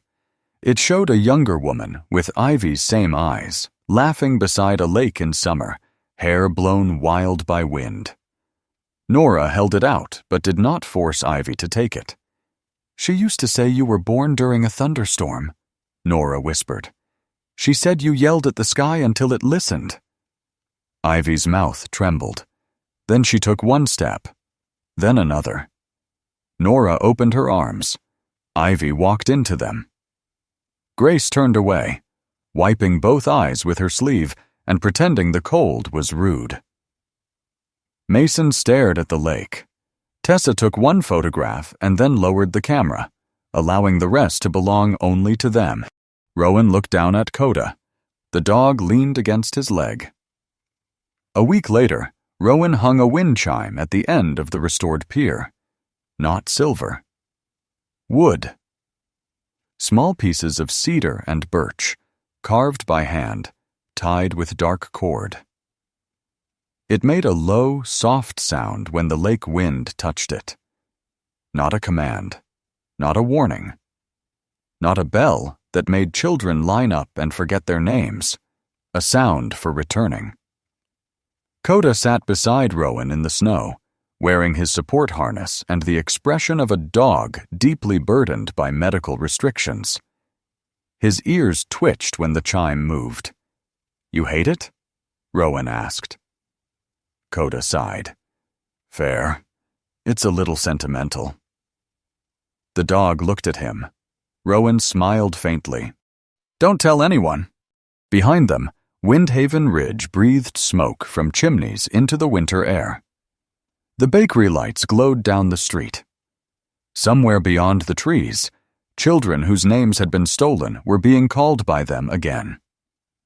Rowan thought of Ivy beneath the pier, asking him to stand as if he had been waiting. At the time, he had believed he was pretending. Now he understood. Some part of him had been waiting. Not for war, not for orders, not for the next mission that would carve him emptier. For a child to ask the right question, for a dog to stop at the edge of the frozen dark. For love, absurd and inconvenient, to drag him back into the living world by the sleeve. The wind moved over the lake, and the wooden chime answered. Coda rose slowly, bumped Rowan's knee with his shoulder, and began walking back toward home. Rowan followed. This time, neither of them looked back because nothing behind them needed rescuing. Not today. Sometimes miracles do not arrive with thunder from the sky. Sometimes they come quietly, through a dog who stops in the snow, a child brave enough to whisper the truth, and a wounded man who finally remembers that his heart was not made only to survive, but to protect. Maybe God places certain souls in our path for a reason. Maybe the smallest cry, the faintest sign, or the most ordinary moment can become the doorway to someone's rescue. In daily life, we may not all face frozen lakes or hidden dangers, but we all meet people carrying silent pain. A kind word, a watchful eye, a helping hand, or the courage to speak up can become a miracle for someone who thought nobody was waiting. And if this story touched your heart, please share it with someone who still believes in loyalty, courage, and God's mercy. Leave a comment and tell us where you are watching from. And don't forget to subscribe to the channel for more stories of brave souls, faithful dogs, and the hope that still lives in this world. May God bless you, protect your family, and guide your heart toward kindness every day.